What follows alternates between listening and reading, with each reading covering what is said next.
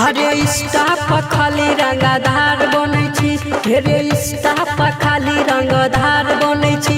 बेटा कहता देखाई के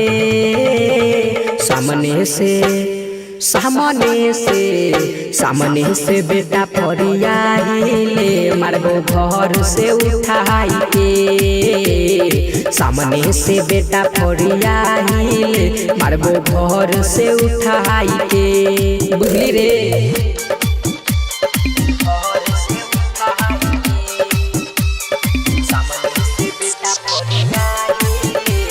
म्यूजिक बाय विकास बेतिया।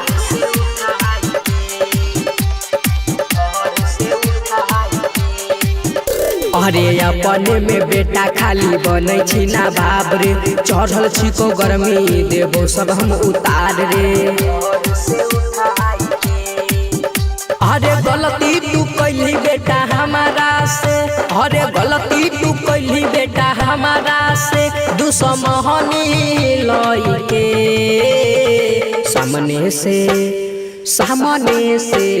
सामने से बेटा फरियाइले मारबो घर से उठाई के।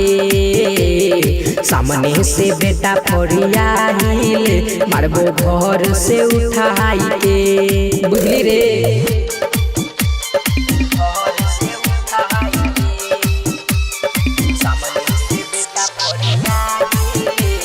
म्यूजिक बाय विकास बेतिया।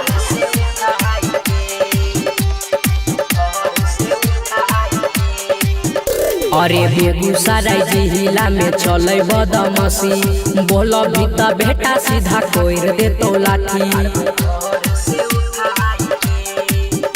अरे मोनू किसान महाभी के बिरजू, मोनू किसान महाभी के बिरजू देतो पेंट में मुताई रे। सामने से बेटा फरियाइले मारबो घर से उठाई के। सामने से बेटा फरियाइले मारबो घर से उठाई के। समझ जो बेटा। Ambika recording studio.